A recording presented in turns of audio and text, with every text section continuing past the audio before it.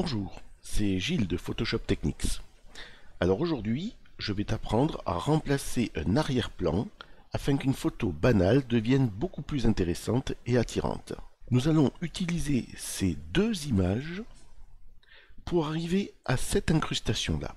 Il conviendra donc d'effectuer une fine modification de colorimétrie afin que l'on puisse réellement penser que la sportive se trouvait vraiment dans cet endroit-là.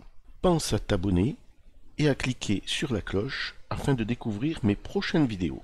Si tu apprécies mes vidéos et pour que cette chaîne puisse perdurer et bien sûr s'améliorer, pense à m'offrir un petit café en suivant le lien dans la description. 1000 fois merci. Allez, c'est parti, générique.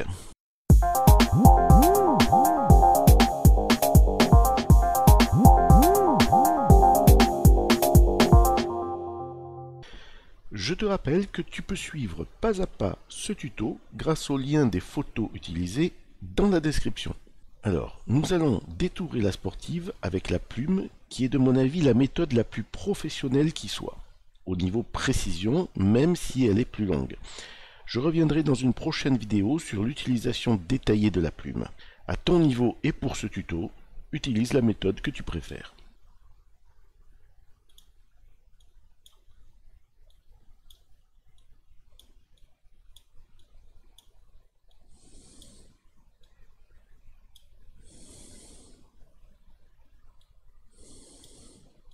Pour les besoins du tuto, j'ai déjà détouré ce modèle que j'ai placé sur un masque de fusion. Voilà. Si l'on désactive le masque de fusion, nous le réactivons, nous ne voyons apparaître que le modèle.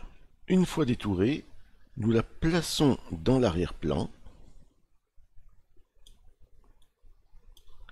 en la disposant de manière à ce que son placement soit réaliste.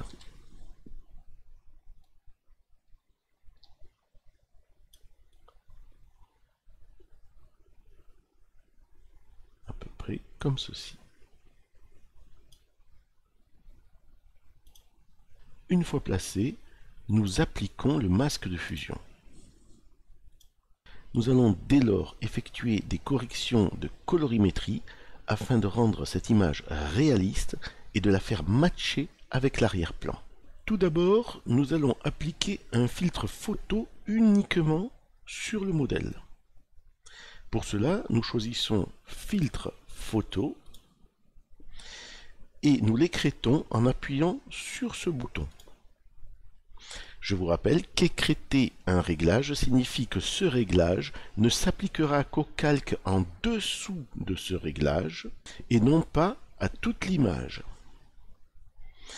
Nous pouvons d'ailleurs voir qu'une petite flèche à gauche de ce calque le montre bien. Alors au niveau de la couleur, j'ai choisi la couleur C68 E4A. Mais ici, c'est une question de sensation et de perception et vous êtes libre d'en choisir une autre. Je lui applique un coefficient de densité de 58% en conservant la luminosité. Puis, à l'image tout entière, je choisis un réglage courbe. Pour les valeurs sombres, ici à gauche, j'applique des valeurs de 0 et 9. 0 en entrée, 9 en sortie. Je laisse les valeurs claires à 255, 255. Par contre, j'insère un point dans les valeurs moyennes avec 136 en entrée et 136 en sortie. Donc 136 en entrée, 136 en sortie, afin de bloquer les valeurs moyennes. Je désire maintenant légèrement assombrir l'image pour lui donner plus de relief. J'applique donc un réglage courbe de transfert de dégradé. Dans la roue crantée, je choisis virage photographique. Okay. Et je clique sur le premier réglage en haut à gauche, Platinum. Je clique sur OK et je passe le calque en mode produit à 49%. À présent, nous allons réunir sur un même calque tous les réglages par la commande CTRL plus ALT plus SHIFT plus E. CTRL plus ALT plus SHIFT plus E. Puis, nous ouvrons le filtre Caméra Raw afin de lui adjoindre les réglages suivants. En réglage de base, je passe les tons foncés à 10, les noirs à 10 et la correction de voile à 15. Dans l'onglet Détail, la luminance à 20. Dans l'onglet Virage partiel, sur les tons clairs 20 et 15, voilà, 20 et 15, pour donner au ton clair une note plus orangée, et dans les tons foncés 250 et 12, pour donner au ton foncé une note bleu-violet. Dans l'onglet Effet, un petit peu de vignettage avec un niveau à -28. Et dans l'étalonnage, je passe le rouge à -24 et +13, ainsi que le bleu à -13, -13, et je clique sur OK. Malgré qu'elle soit déjà bien musclée, on va donner un peu plus de relief à ces formes. Pour cela, on va utiliser la méthode du Dodge and Burn. Alors voici la méthode. On crée tout en haut un nouveau calque que l'on va remplir d'un gris moyen, c'est-à-dire à 50%, par la commande Édition, Remplir. On choisit 50% de gris, mode normal, opacité 100%. On clique sur OK. On passe ce calque en mode lumière tamisée. Tu peux constater que ce calque ne modifie en rien l'image. Ce calque est donc un calque neutre pour l'instant. Avec l'outil Densité moins, ici, nous allons peindre sur les zones à éclaircir. Et avec l'outil Densité plus, nous allons peindre sur les zones à assombrir.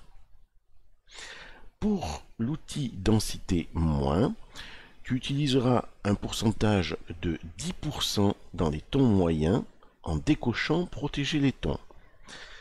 Pour l'outil Densité plus, tu utiliseras un pourcentage de 12% dans les tons moyens, toujours en décochant Protéger les tons.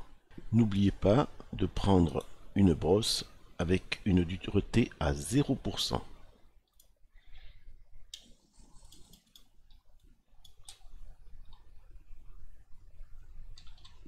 Alors donc avec l'outil Densité moins, uniquement sur les zones à éclaircir.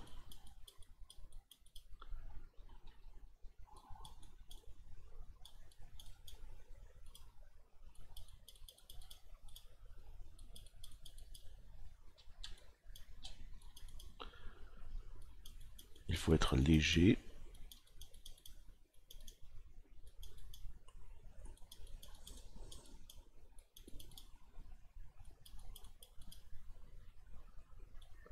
Prenons l'outil Densité moins maintenant, toujours avec une brosse d'une dureté à 0%.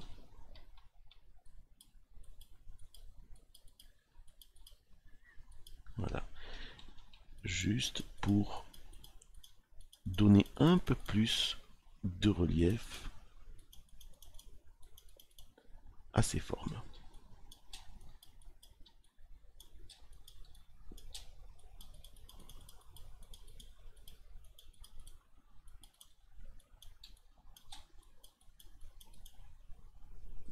Voilà, je pense que c'est suffisant. Avant, après, avant, après. Personnellement, à ce stade, je trouve que la colorimétrie du modèle ne matche pas suffisamment avec la colorimétrie de l'arrière-plan. C'est pour cela que je décide de lui adjoindre un nouveau calque courbe dans lequel je vais faire les réglages suivants. Calque courbe.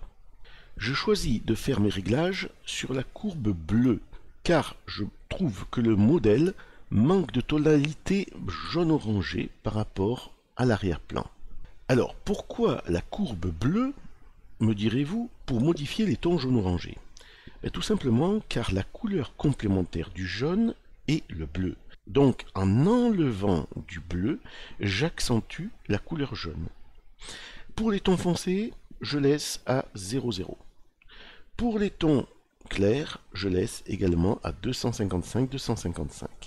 Par contre, je crée un point sur les tons moyens où j'insère les valeurs 128, 103. Voilà. Ce qui fait que j'ai baissé dans la zone des tons moyens la couleur bleue, donc on améliore le jaune orangé. D'ailleurs, on voit que nous améliorons ce jaune orangé. Et n'oublions pas de l'écrêter uniquement au modèle. Voilà. Uniquement, nous l'écrétons au modèle. Et voilà, tu obtiens une sportive totalement intégrée au nouvel arrière-plan, et cela de façon professionnelle et très réaliste. N'hésite pas à me laisser un commentaire, ainsi qu'à me poser tes questions si cela est nécessaire. J'espère que ce tuto t'a plu et qu'il te servira pour tes photos. Il ne me reste plus qu'à te souhaiter une bonne journée et à te dire à très bientôt pour de nouvelles aventures artistiques. Allez, salut!